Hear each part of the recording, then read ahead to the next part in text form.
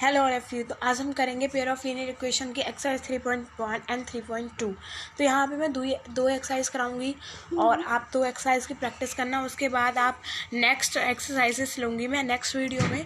तो इससे पहले मैंने पेयर ऑफ लीनियर इक्वेशन की एक और वीडियो बना चुकी हूँ, उसमें मैंने पूरा चैप्टर एक्सप्लेन किया हुआ है। आप उसको जाके डिस्क्रिप्शन बॉक्स के लिंक में जाके देख सकते हो। तो चलिए पहला क्वेश्चन लेते हैं। हमारा पहला क्वेश्चन है ये वाली एक्सरसाइज के बारे में मैंने बताया था। ये वाली एक्सरसाइज हमारी वर्ड प्रॉब्लम से रिलेटेड है और इसमें ग्राफिकली सॉल्व करते हैं। तो मैंने आपको स्टेप्स भी बताए थे। तो सबसे पहले हमें क्या करना है, हमें इनको लीनियर इक्वेशन के फॉर्म में बनाना है। उसके बाद हमें एक्स और वाई लगा के, मतलब सबसे पहले हमें एक्स और वाई मान लेना है कि, या फिर ए बी आप जो मानना चाहो वेरिएबल मान लेना है, किसी क्वांटिटी को भी या किसी को भी। तो सबसे पहले हमें एक्स और वाई के फॉर्म में, वेरिएबल्स के फॉर्म में करना है। उसके बाद हमें उस तरह से करना है सॉल्व कि हमारा एक्स और वाई में कांस्टेंट जो है, मतलब डिजिट्स जो हैं, क्वांटिटीज़ जो हैं उसमें लग जाए। उसके बाद हमें सॉल्व करना है। तो सबसे पहले हम क्वेश्चंस पढ़ते हैं। तो हमारा क्वेश्चन बोला है, Aftab tell his daughter 7 years ago। मतलब आफ्ताब ने अपनी डॉटर्स को 7 years पहले माना था। 7 years ago की बात कर रहा है यहाँ पे। तो सबसे पहले तो हम ये मान लेते हैं कि आफ्ताब की जो एज है, यहाँ पे एज निकालनी होगी। क्वेश्चन पूरा पढ़ लेते हैं। 7 years ago I was 7 times as old as you were then. Also there 3 years from now I shall be there times as old as isn't. Represent situations algebraically and graphically. इस situation को solve नहीं करना, लेकिन हमें इसमें as नहीं निकालनी है, सिर्फ ग्राफिकली। और इसको अगर सॉल्व करने के लिए मैंने दिया हुआ है यहाँ पे सॉल्यूशन पूरा, बट दिस सिचुएशन सिर्फ हमें ग्राफिकली और अलजेब्रिकली बनानी है। तो मतलब तो सबसे पहले ग्राफिकली और तो सबसे पहले हम बना लेते हैं। तो यहाँ पे आफ्ताब की एज हम मान लेते हैं एक्स और डॉटर की एज वाई। अब हमें 7 years ago की बात हो रही है, तो यहाँ पे माइनस का 7 लगा है, यहाँ पे भी माइनस, दोनों में माइनस किया कि दोनों की बात हो रही है 7 years पहले की। फिर उसके बाद बोला I was 7 times as old as you were then। मतलब कि वो 7 times था अपनी डॉटर से। डॉटर्स की हमारी वाई थी। अगर हम यहाँ पे 7 लगा दें तो ये दोनों इक्वल हो जाएंगे, क्योंकि ये वाला 7 times बड़ा है। अगर यहाँ पे लगा देंगे तो इक्वल हो जाएगा। उल्टा लगाते हैं क्योंकि ये बड़ा है ना। अब हम इसे सॉल्व कर लेते हैं। यहाँ पे क्या हो जाएगा, x माइनस 7 इक्वल में 7y माइनस 49। तो यहाँ पे x माइनस 7y और 49 ये हो जाएगा प्लस 49/2। अब हमें से ये हमारी बन गई पहली इक्वेशन। आप नोट कर लीजिए, x माइनस 7y प्लस 42 हमारी बन गई पहली इक्वेशन। अब दूसरी इक्वेशन निकालने के लिए हम क्या करेंगे, आगे क्वेश्चंस पढ़ते हैं। ऑल्सो 3 years फ्रॉम नाउ, मतलब 3 years from now I shall be there times as old as you will be. मतलब कि 3 साल बाद की बात कर रही हैं। 3 years फ्रॉम नाउ मतलब, और I shall be 3 times as old as you will be, मतलब मैं तुमसे 3 times पढ़ाऊँगा। 3 years एगो की नहीं, ज़्यादा की बात हो रही है। तो x plus 3 equal to Y plus 3 ऐसे सॉल्व करना है।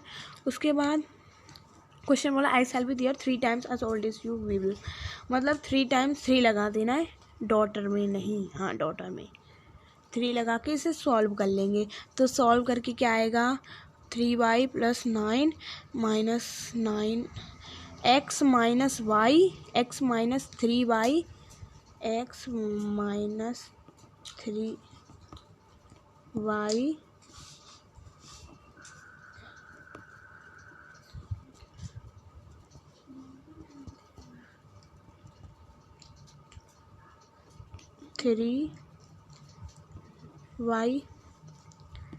माइनस, ये माइनस में हो जाएगा कि ये प्लस में -6। ये हमारी दूसरी इक्वेशन हो जाएगी। अब इन इक्वेशन को हमें सॉल्व करने हैं। सॉल्व करने के मैंने इससे पिछली वीडियो में आपको 3 तरीके बताए थे, क्रॉस मल्टीप्लिकेशन, सब्स्टिट्यूशन। आप इनको अलजेब्रिकली और ग्राफिकली दोनों तरह से सॉल्व करना है। तो ग्राफिकली सॉल्व करने के लिए, अलजेब्रिकली सॉल्व करने के लिए आप कोई सा भी 3 मेथड में से एक कर सकते हैं। और ग्राफिकली कैसे सॉल्व करते हैं वो एक क्वेश्चन में करके दिखाती हूँ। तो यहाँ पे हमारी इक्वेशन क्या थी, x plus x minus 3y plus 6 और दूसरी थी x माइनस 5y थी 7y माइनस 7y प्लस 42। ये हमारी 2 इक्वेशन है। अब इनको हमें सॉल्व करना है ग्राफिकली। तो ग्राफिकली मैं क्या करती हूँ, यहाँ पे x को इक्वल रख देती हूँ, पहले ये वाली करती हूँ फिर ये वाली, x equal to 3y minus 6। अब यहाँ पे मैं x और y की वैल्यू पुट करती जाऊँगी और x की वैल्यू यहाँ पे निकल के आ जाएंगी। उसी तरह से मैं यहाँ पे करूँगी, इसमें भी इसी तरह से करूँगी। x equal to 7y minus 42 और यहाँ पे भी x की वैल्यू, यहाँ पे माइनस का है तो यहाँ पे प्लस का हो जाएगा, यहाँ पे माइनस का है। इसी तरह से x की वैल्यूज़ निकल के आती जाएंगी, x या y की। तो आप दोनों वैल्यूज़ को यहाँ पे इस तरह से एक बॉक्स बना लीजिएगा। यहाँ पे x y जो आप वैल्यू रखते जा रहे हो, यहाँ पे जैसे y की 1 रखी तो यहाँ पे y की 2 रखी तो क्या आएगा, 0 आएगी x की वैल्यू। यहाँ पे 0 रखी तो -6 आएगी, y की 0 रखी तो -6 आएगी। उस तरह से आपको सॉल्व करती जानी है। उसके बाद आपको ग्राफ में रिप्रेजेंट करना है। तो ये क्वेश्चंस मैं यहाँ से आपको दिखाती हूँ कि सॉल्यूशन है at the present age of Aftab will x and y, x और y मान लिया। उसके बाद x माइनस 7 को सॉल्व किया तो x माइनस ये आ गई। अब 3 years फ्रॉम नाउ, मतलब आफ्टर 3 years बोल रहा है। तो उसके बाद हमने क्या, दोनों की एज में x+3 और y+3 लगा दिया। उसके बाद आगे बढ़ते हैं और 3 years फ्रॉम नाउ ये हो गई हमारी line. According to the situation के हिसाब से ये हो गई, क्योंकि ये इक्वल में रख देते हैं। उसके बाद हमारी इक्वेशन निकल के ये आ चुकी है और दोनों इक्वेशन को हम सॉल्व कर लेंगे तो ये हो जाएगी अलजेब्रिकली। और हाँ, तो अलजेब्रिक रिप्रेजेंटेशन निकालने के लिए हमने इस तरह से निकाल ली, यहाँ तक है। अब हमारी आती है नेक्स्ट वाली कि हमें निकालनी है ग्राफिकली। तो ग्राफिकली मैंने आपको बताए थे, आप वो रखते जाइए। इस तरह से आपको दोनों इक्वेशंस में रखनी है जिस तरह से आपको दिखाया गया है यहाँ पे, और उसके ग्राफ में रिप्रेजेंट कर देना है। ग्राफ में आपको पॉइंट्स लगा देने हैं और उसके बाद आपको पता चल जाएगी इसके सॉल्यूशंस। तो नेक्स्ट क्वेश्चन पे बढ़ते हैं। ये क्वेश्चंस आप ज़रूर करके देखना, try it because these questions are important. तो हमारा नेक्स्ट क्वेश्चन बोला है, the coach of a cricket team buys 3 bats and 6 balls for rupees. तो यहाँ पे हम बैट्स की मान लेते हैं x और बॉल की मान लेते हैं y। तो यहाँ पे बोल रहा है 3 बैट्स और 6 बॉल्स, इन दोनों को मिला के कॉस्ट है 3900। ठीक है। अब लेटर सी बाइस, ये हमारी पहली इक्वेशन हो गई। उसके बाद दूसरी इक्वेशन बोल रहा है लेटर सी बाइस another bat and 3 more balls of the same kind. 3 more balls, उसने मतलब x तो उतनी ही है और बॉल्स को 9 कर दिया और ये हो गए 1300। तो इस तरह से ये हमारी दोनों इक्वेशन जो हमने अलजेब्रिकली और मतलब इसकी इक्वेशन बनानी, उसके बाद आपको अलजेब्रिकली और ग्राफिकली अभी सॉल्व करना बताया था, उस हिसाब से सॉल्व कर दीजिएगा। तो हम नेक्स्ट क्वेश्चन हमें एक बार यहाँ पे देख लेते हैं। देखिए यहाँ पे 3x + 6y equal to N x + 3y। हाँ, एन अदर एक ही बैठे हैं यहाँ पे। इस तरह से सॉल्व करने के बाद अलजेब्रिकली और ग्राफिकली सॉल्व कर लीजिएगा। तो नेक्स्ट क्वेश्चन पे आते हैं। थर्ड क्वेश्चन है हमारा, the cost of 2 kilogram of Apple and 1 kilogram of grapes on a day was found to be rupees 160. After a month, the cost of 4 kilogram of apples and 2 kilograms, sorry हमें आधा पढ़ना है, पहले आधा पढ़ेंगे तब आगे का क्वेश्चन पढ़ते हैं। The cost of 2 kilogram of apples and 1 kilogram of grapes on a day was found to be 160 rupee. मतलब मान लिया कि एप्पल्स की कॉस्ट है x और प्लस ग्रेप्स की है y। तो x प्लस वाई की कॉस्ट कितनी है, 160। दोनों को मिला के 160 रुपीज़ हो रहे हैं। हमें पता तो नहीं है, हमने कॉस्ट मान लिया है x और y। उसके बाद हमने ऐसे ही दूसरी equation 4x + 2y equal to 300 rupees. तो 2 हमारी इक्वेशंस आ गई हैं। अब आप सॉल्व कर लीजिएगा। सॉल्व करने के लिए आपको मैंने बता ही दिया कि ग्राफिकली में आपको इस तरह से 9th में जैसे करते थे उस तरह से करना है। कॉस्ट ऑफ वाई मान लिया according to 2x + y = 160।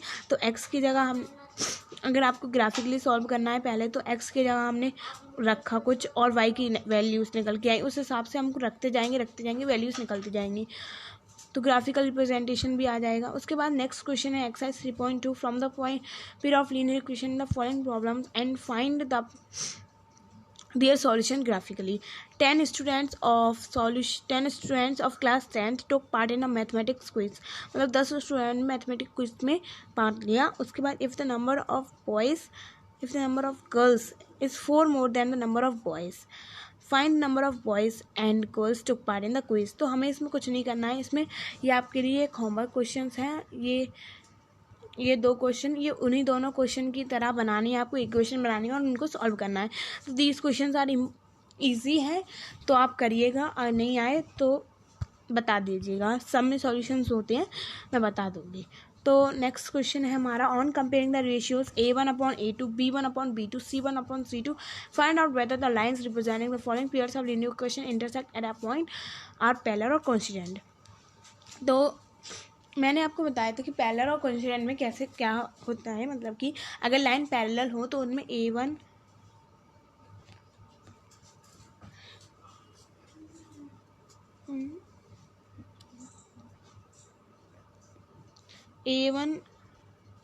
b1 b2 और c1 c2।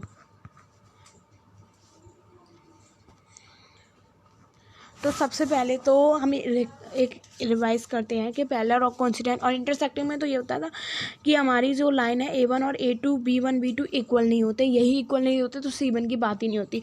और पैरेलल में क्या होता है, c1 c2 के इक्वल नहीं होता, a1 तो होता है। तो ये हमारी पैरेलल लाइन से, तो पैरेलल बनाने के लिए हमें ये होना चाहिए।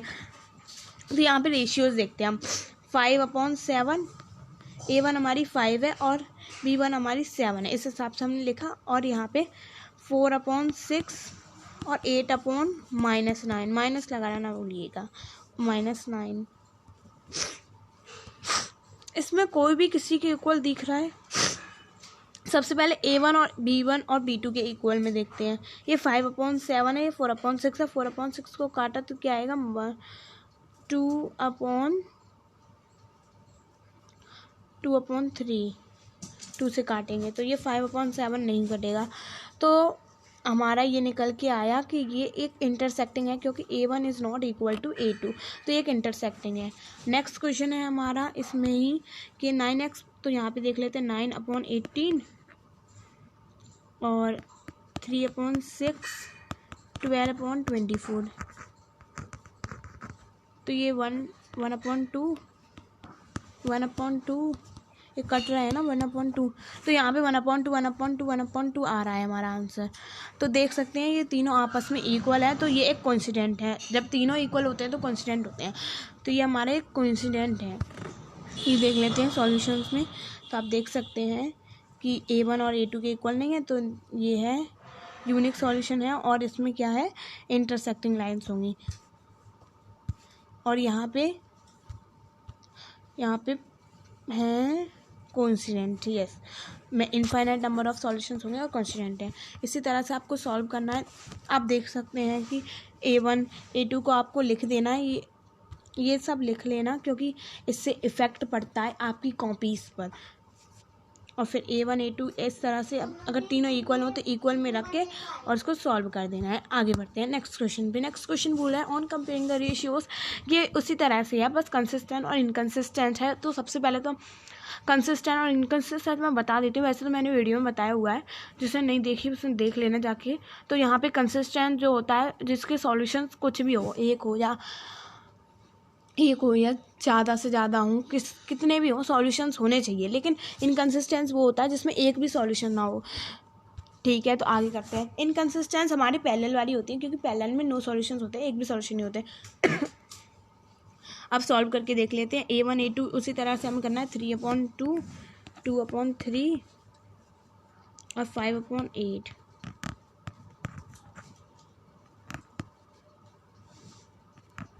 तो यहाँ पे सबसे पहले तो हम a1 a2 वाले देखते हैं, तो ये इक्वल नहीं है, तो इसलिए ये इंटरसेक्टिंग है और ये कंसिस्टेंट है।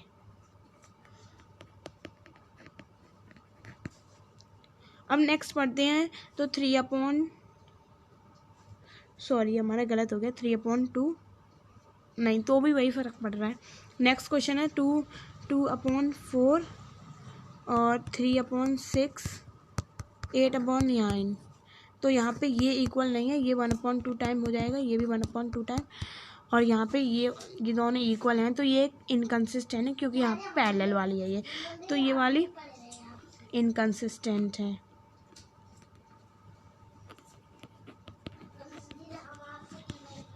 उसके बाद है ये वाला क्वेश्चन 3/2x 5/3y 3/2 और यहाँ पे 9 रखा हमने इस तरह से, और उसके बाद 5/3 और 10 रखा। अब यहाँ से कटिंग कर लेते हैं, ये कट किया 3 टाइम, ये 2 टाइम, तो ये इक्वल नहीं आएगा, तो this is also a inconsistent. Okay, देखते हैं यहाँ पे क्या है बोलता है ये।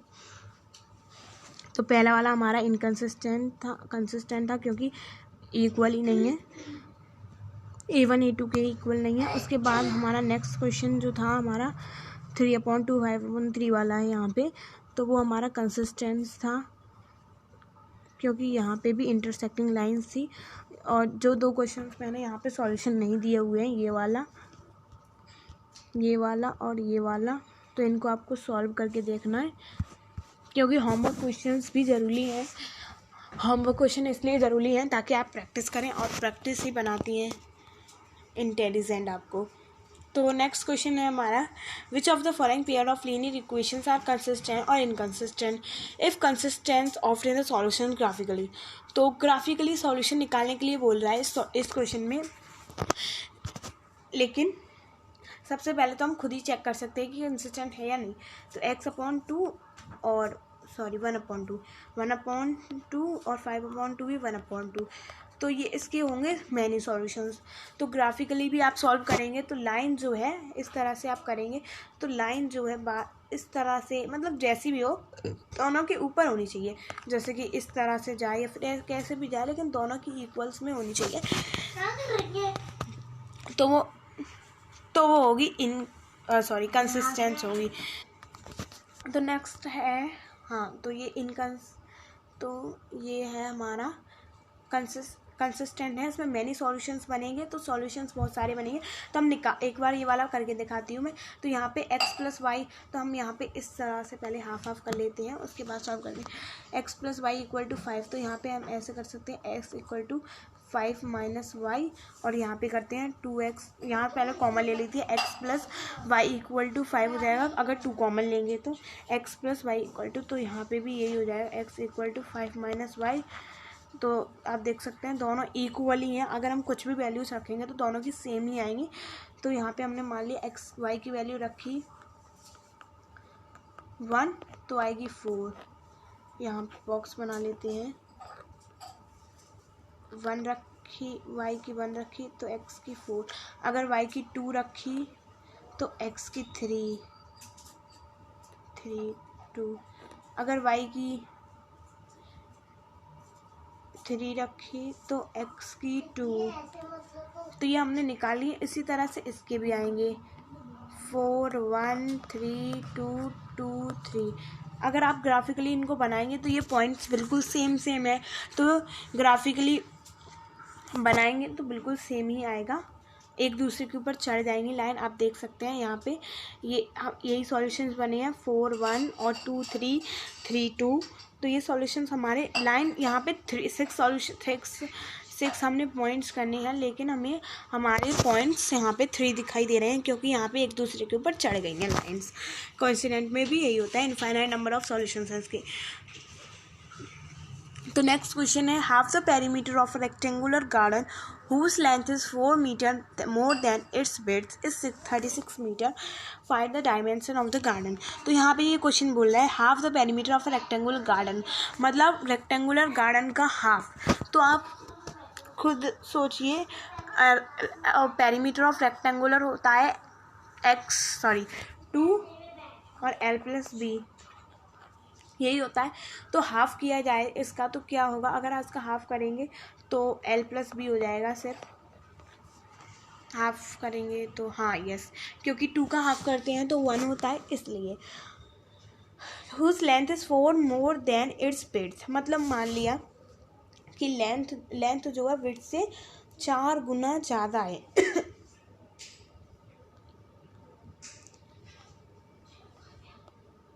36 मीटर दिया गया है।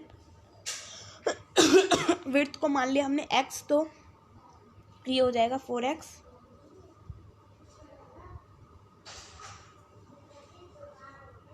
Four more than its width, मतलब x+4, सॉरी,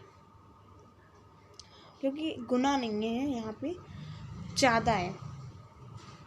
तो 2x हो जाएगा।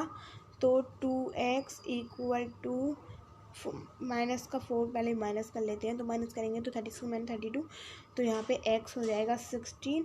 x 16 है, मतलब ब्रेथ 16 है, तो 4 + 16 इक्वल टू 20। यहाँ पे हमारी गार्डन की वो आ गई 20 और 16, और अगर इनका प्लस किया है तो 36 आ जाएगा, तो हमारी डायमेंशन निकल आएंगे। तो इस तरह से आपको सॉल्व करना है, देख सकते हैं आप ग्राफिकली सॉल्व करना चाहे तो ग्राफिकली कर लें, लेकिन एल्जेब्रिकली ईजी पड़ता है इस टाइप के क्वेश्चंस में, तो आप एल्जेब्रिकली भी सॉल्व कर सकते हैं।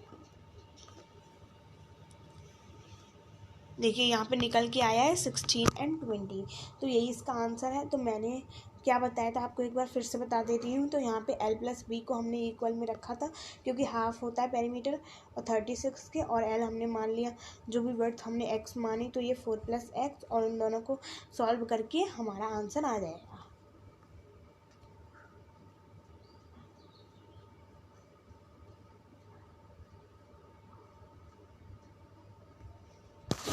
तो नेक्स्ट क्वेश्चन है, given the linear equation 2x + 3y - 8 equal to 0, write another linear equation in which variables such that geometrically representation of the pair so formed is intersecting parallel constant. ये क्वेश्चन easy है but बड़ा है थोड़ा, तो यहाँ पे मैं कर नहीं पाऊँगी, इतना बड़ा है ये, तो इसलिए मैं यहाँ पे सॉल्यूशन आपको दिखा देती हूँ। वैसे भी मैं आपको करके दिखा चुकी हूँ, उसी टाइप के क्वेश्चन है। यहाँ पे करना क्या है कि आपको इनके सॉल्यूशंस और बनाने हैं, मतलब इनकी दूसरी इक्वेशन बनानी है। तो दूसरी इक्वेशन बनाने के लिए तो यहाँ पे सबसे पहले बताते हैं, given that linear equation 2x - 3y +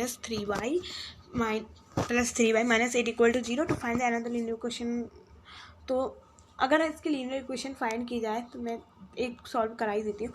अगर 2x की लीनियर इक्वेशन फाइंड की जाए तो ये होना चाहिए A1 A2 इंटरसेक्टिंग में, हाँ इंटरसेक्टिंग में होना चाहिए ये, और B1 B2 ये होना चाहिए। और यहाँ पे हमारे A1 क्या दिया गया है 2 और A2 दिया गया नहीं है, ठीक है, कांट इक्वल टू, और B1 क्या है हमारा 3 और B2 हमारा दिया गया नहीं है। तो अगर हम निकालें तो 2B2 कांट भी इक्वल टू 3A2। तो आगे देखते हैं, इस तरह से हमारा ये इतना सॉल्व होता है। तो यहाँ पे A1 another equation could be 2x - 7y + 9 equal to 0। आप कुछ भी रख सकते हैं, क्योंकि यहाँ पे बस इक्वल नहीं होना चाहिए, इक्वल नहीं आना चाहिए, आप कुछ भी रख सकते हैं। तो यहाँ पे A1 A2 1 आएगा, और ये -3 - 7 आएगा, तो ये क्लियरली नहीं है, आप कुछ भी रख सकते हैं। और इसमें भी आप वही दूसरी वाली है हमारी पैरेलल होगी शायद, हाँ पैरेलल के लिए हमें क्या करना है कि यहाँ पे हम रख सकते हैं 4x + 6y - 8 ही रखेंगे। तो यहाँ पे क्या होगा, A1 जो है ये 1/2 हो जाएगा, ये 1/2 हो जाएगा, और ये नहीं इक्वल होगा क्योंकि 1/1 हो जाएगा। तो ये इक्वल है, तो ये पैरेलल में आप कुछ भी रख सकते हैं, दिस इज इजी। तो नेक्स्ट हमारा कोइंसिडेंट है, आपको बिल्कुल सेम रखना चाहे तो 2/4 रख दें यहाँ पे, 4x + 6y - 16। तो ये आपको बिल्कुल अच्छी फॉर्म में, देखिए यहाँ पे भी यही है, 4x + 6y - 16 equal to 0। Next question है हमारा, draw the graph of the equation x - y + 1 equal to 0, 3x + 2y - 12 equal to 0. Determine the coordinate of the vertex of the triangle formed by these lines and the x-axis and state the triangular regions. तो सबसे पहले तो मैं एक बात बताना चाहूँगी, ये इस टाइप के क्वेश्चंस होते हैं, इस टाइप के क्वेश्चंस जो है 5 नंबर का क्वेश्चंस आता ही आता है। मतलब कभी कभार प्रीवियस ईयर क्वेश्चंस रह चुके हैं, इस टाइप के क्वेश्चंस जो है 5 नंबर के क्वेश्चंस आते हैं। तो 5 नंबर के क्वेश्चंस जो है इसमें से निकल के आते हैं, और ये वाला क्वेश्चन जो था इसमें से 1 या नंबर के निकल के आ जाएंगे, 2 नंबर के निकल के आ जाएंगे। इससे पहले के क्वेश्चन इतने मॉडर्न नहीं थे जितना ये क्वेश्चन है जो 5 नंबर की जगह लेता है अपने लिए। तो इस क्वेश्चन की आप अलग से मैं क्वेश्चंस दूंगी करने के लिए, जब मैं ये वाले पूरा मतलब कि पूरा ये ख़त्म करा दूंगी आपके सारे चैप्टर्स। उसके बाद मैं और एक्स्ट्रा क्वेश्चंस में कराया करूँगी, एक्स्ट्रा क्वेश्चन जो प्रीवियस ईयर्स में भी आ चुके हों, या फिर और भी मोस्ट इम्पॉर्टेंट क्वेश्चंस मैं करा करूँगी, हर चैप्टर के लिया करूँगी। इस चैप्टर में कौन कौन से इम्पॉर्टेंट है, इस चैप्टर में कौन कौन से, तो वो क्वेश्चंस मैं कराया करूँगी। तो इसमें ये वाला क्वेश्चन भी इम्पॉर्टेंट है, तो आप अभी से कर लीजिएगा। तो चलिए इसको सॉल्व करने का तरीका देखते हैं। तो यहाँ पे पहला क्वेश्चन बोल रहा है, draw the graphs of the equation x - y + 1 = 0। तो सबसे पहले n 3x + 2y, यहाँ पे x - y + 1 = 0 है। यहाँ पे 2 इक्वेशन दी गई हैं, 3x + 2y - 12 = 0 है। ठीक है, तो हम इस तरह से इसको सॉल्व कर सकते हैं कि x को इधर ले जाएं तो y - 1 हो जाएगा, और y को इधर ले जाएं तो 12, तो यहाँ जाके -3x / 2। ओके, तो यहाँ पे हम जो भी डिजिट रखेंगे हमें बस ये करना है, बॉक्स बनाना है, एक x और y रखे, तो यहाँ पे 3 हमें बना लेने हैं, कम से कम 3 तो बनाइए ही अब। ठीक है, तो यहाँ पे x y लिख दीजिए। तो हमने y को अगर 1 रखेंगे तो यहाँ पे 0 आएगा, y को 2 रखेंगे तो यहाँ पे 1 आएगा, अगर y को 3 रखेंगे तो 2 आएगा। तो ये सॉल्यूशंस होंगे। अब इसी में इसी टाइप के सॉल्यूशंस रख के देख लेते हैं। वैसे तो ये क्या होगी, माइनस ये एक इंटरसेक्टिंग लाइन्स होगी, इसका यूनिक सॉल्यूशंस होगा। तो इसमें से एक आध सॉल्यूशन तो आप इसमें रख के देख सकते हैं, एक आध सॉल्यूशन मैच कर जाएगा। तो 12 - 3x, तो यहाँ पे हमने 0 रख के देखते हैं। तो 0 रख के देखेंगे तो 6 आएगा। तो x की जगह 0 रखा तो y 6 आया। तो जब 0 रखने पर तो 6 आया है। अब 1 रख के देखते हैं, तो 1 रख के देखेंगे तो 9 नहीं, तो फिर तो उसमें आ जाएगा अपॉन में। तो अब रखते हैं 2, तो 3 × 2 6, 12 - 6 = तो 3 आ जाएगा। तो हमने 2 रखा तो 3 आ जाएगा, हमें मैच करके देखिए। अब हम अपने हिसाब से रखते हैं, 3 रखा नहीं 4 रखते हैं, तो 3 × 4 = 12, तो 0 आ जाएगा। तो हमने 4 रखा तो 0 आ गया। तो इनको हमें ग्राफ्स में रिप्रेजेंट कर देना है। तो यहाँ पे ग्राफ कहाँ बनाऊँ?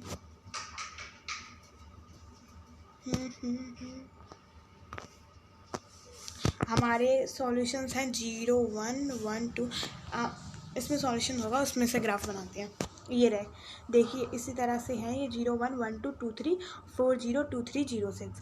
हमें ग्राफ पे रिप्रेजेंट करना है, तो ग्राफ पे रिप्रेजेंट करने के लिए यहीं पे ग्राफ रिप्रेजेंट करवा देती हूँ। तो हमें एक ग्राफ बनाना है, उसमें पॉइंट लिख दिए 1 2 3 4, कहाँ तक है 5 और 6, 1 2 3 4।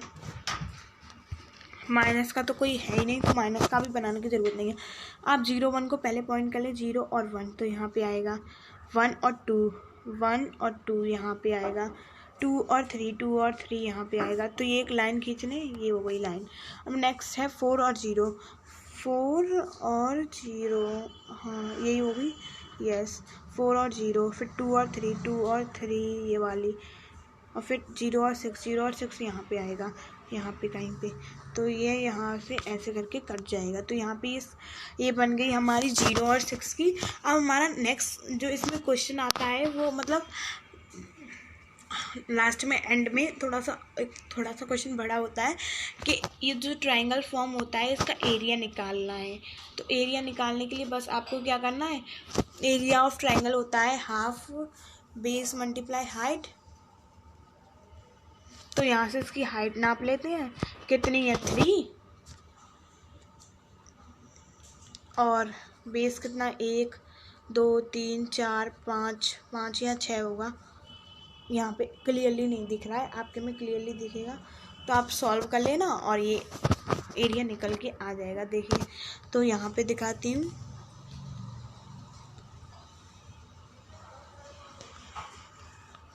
तो 1 2 3 नहीं 1 2 3 4 5 5 और 2 3 ना 2 और 3 नहीं 5 और 2 तो ये हो जाएगा 2 10 हो जाएगा हमारा इसका।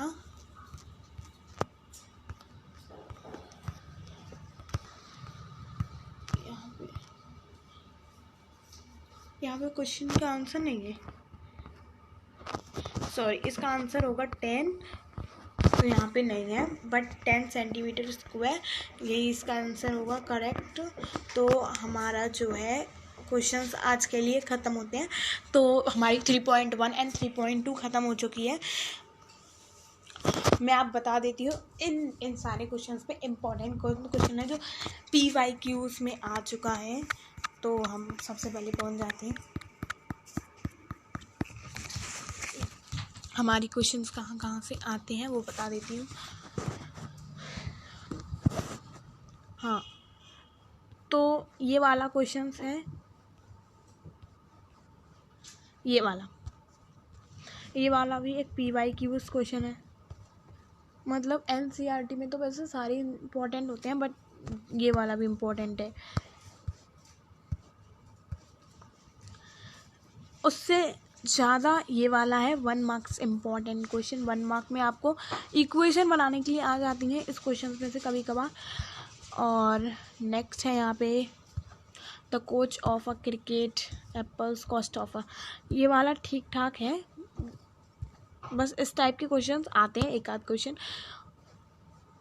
यहाँ पे ये वाला, तो इसमें से ये एक नंबर का क्वेश्चन है, 1 मार्क्स PYQs है ये वाले क्वेश्चन। ये वाला क्वेश्चन